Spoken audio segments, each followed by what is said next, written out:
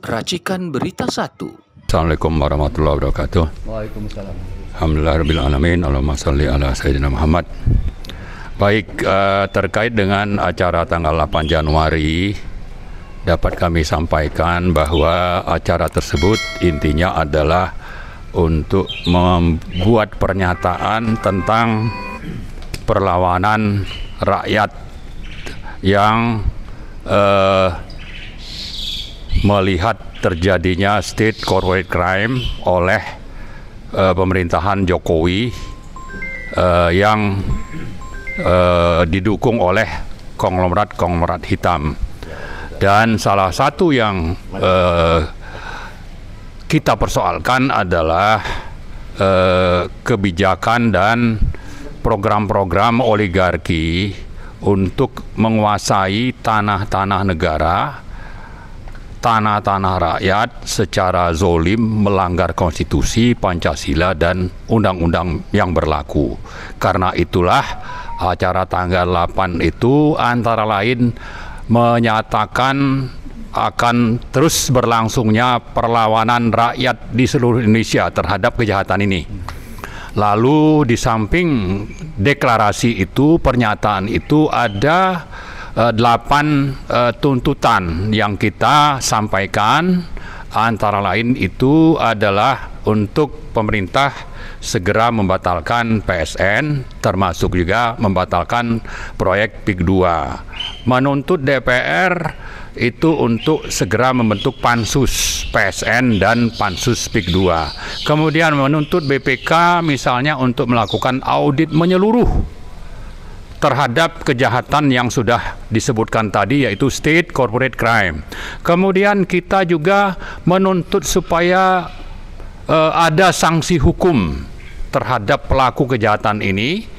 Lalu yang sangat penting adalah kita meminta ganti rugi secara material dan moral terhadap korban yang sudah terjadi oleh kejahatan yang sistemik, ya, terstruktur, sistemik dan masif, termasuk brutal oleh rezim oligarki yang dipimpin oleh Jokowi, didukung oleh Aguan dan juga Antoni Salim. Itulah acara yang kita sudah cetuskan, deklarasi perlawanan rakyat terhadap kejahatan sistemik yang dilakukan oleh rezim. Di samping tadi tuntutan-tuntutan. Nah, untuk itu kepada teman-teman yang sudah berpartisipasi, terutama teman-teman yang datang dari luar Banten, ada teman-teman dari misalnya perguruan tinggi seperti UI Watch, ada Kapak ITB dan seterusnya, ada mahasiswa, ada juga teman-teman dari FPI Pusat, kemudian FPI Banten terutama, termasuk Persada 212, baik yang dari pusat maupun yang ada di Banten atau di sekitar Tangerang.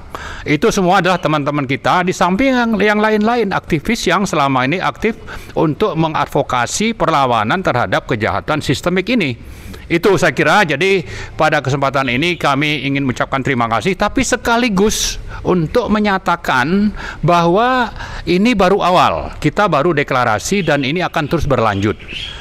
Dalam waktu dekat, dalam seminggu 2 minggu ke depan, kita akan melanjutkan aksi tersebut, dan kemungkinan besar itu masih di sekitar apa yang diklaim sebagai PSN PIK 2 oleh rezim. Dan kemungkinan besar itu adalah di sekitar desa Kohod atau Keramat. Tapi juga kita akan melanjutkan aksi misalnya di Bekasi. Ternyata ada konglomerat lain yang kelakuannya sama ini, seperti Aguan dan Salim, dan juga modusnya juga mirip-mirip. Dan ini terjadi di era Jokowi.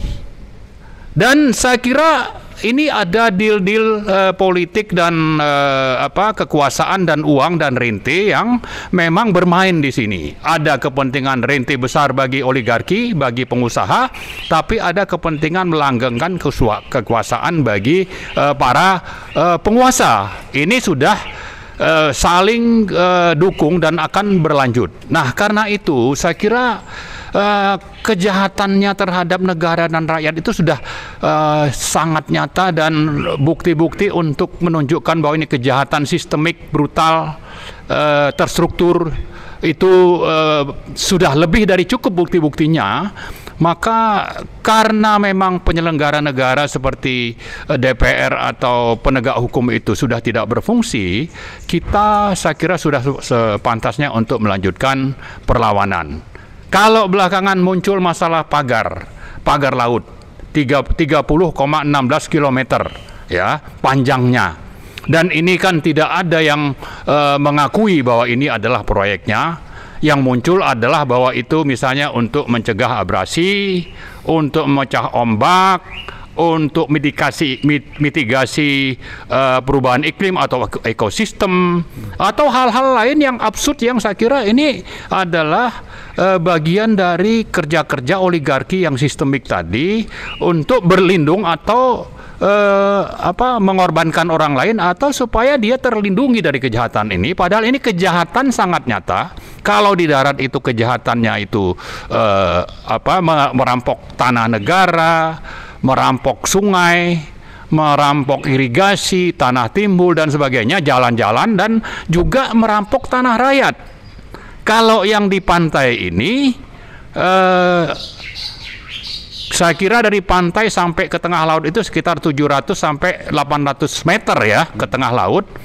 Ini memang dicoba dimanipulasi bahwa ini ada pemiliknya, padahal ini pantai punya negara.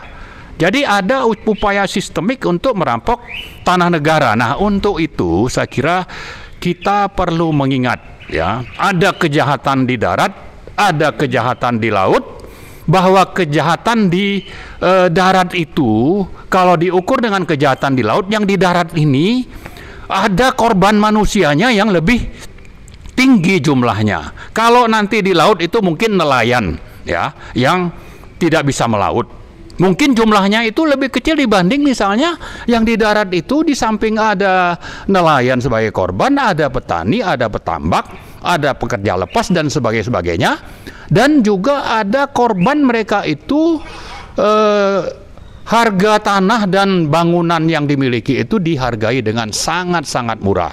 Ini kezoliman yang sangat nyata. Karena itu kita ingatkan kepada siapapun, kepada pemerintah, kepada para aktivis, kepada rakyat semua, jangan sampai kita digiring untuk hanya mempersoalkan pagar laut, tapi lupa dengan masalah yang jauh lebih besar. Itu satu hal. Kemudian yang kedua, jangan kita terkecoh bahwa ini entah proyek siapa, ya, bahwa ini adalah proyek oligarki. Penanggung jawab utama itu adalah Jokowi, Aguan, Salim. Ini satu paket. Mereka ingin menguasai pantai itu, nanti ini akan direklamasi. Dan ini akan dijual jauh lebih mahal dibanding yang di darat. Kalau kita misalnya datang ke hotel-hotel yang di pinggir laut, itu pasti ya, kalau yang menghadap pantai itu lebih mahal. Sama juga dengan rumah yang di pinggir pantai itu pasti lebih mahal. Dan ini tanahnya, tanah negara yang dikuasai, yang dirampok. Ya, jadi saya ingatkan kita semua, mari terus melakukan perlawanan.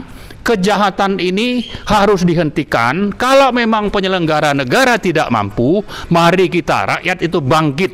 Tanggal 8 hanya awal, kita akan lanjutkan terus aksi-aksi, dan sambil kita mengingatkan yang namanya DPR. Ya, Pak Prabowo itu Presiden RI sekarang, jangan cuma omon-omon.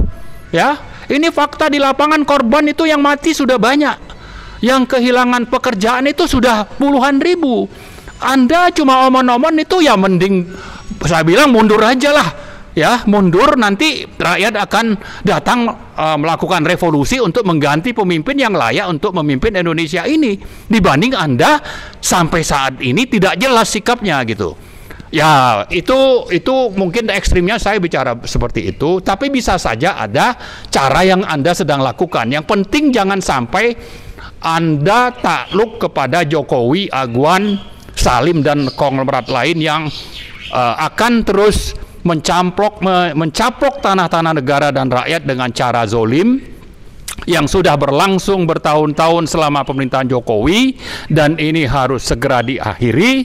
Dan kami sekali lagi mengajak kita semua untuk terus melawan, dan di sisi lain kami mengingatkan DPR, partai-partai atau siapapun yang terkait dalam proyek ini, termasuk juga dari DPR itu untuk segera berbuat. Dan jangan terkecoh dengan hanya urusan pagar laut, urusannya jauh lebih besar dari itu. Saya kira itu saja. Terima kasih. Assalamualaikum warahmatullahi wabarakatuh.